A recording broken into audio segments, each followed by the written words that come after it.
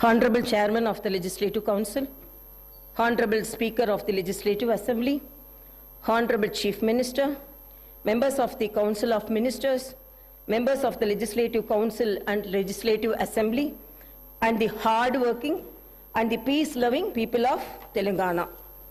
As stated by the Praja Kavi, Padma Vibhushan, late Shri Kaloji Narayana Rao Garu, Adhikara Munnadani, Haddu, Paddu Leka, Anyaya Margala, Narjimbu Bhunina, Achivache, Rojalandamainai, Achivache, Rojalandamainai.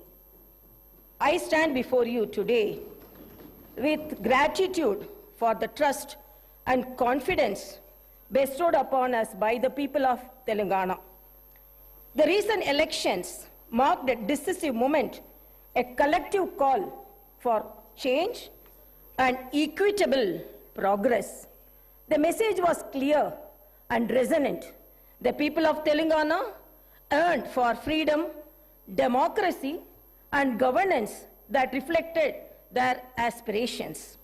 I extend my appreciation for the collective wisdom of the people whose verdict became the cornerstone for civil rights and democratic rule. The rechristened Jyoti Phule Praja Bhavan is now open for the public to access and ventilate their grievances. The Telangana government is now by the people and for the people.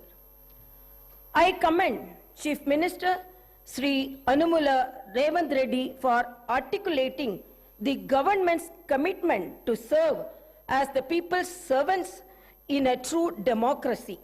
The Prajavani program, the government's first step in this direction, embodies the essence of people's governance, providing a platform for citizens to express their concerns and seek redressal.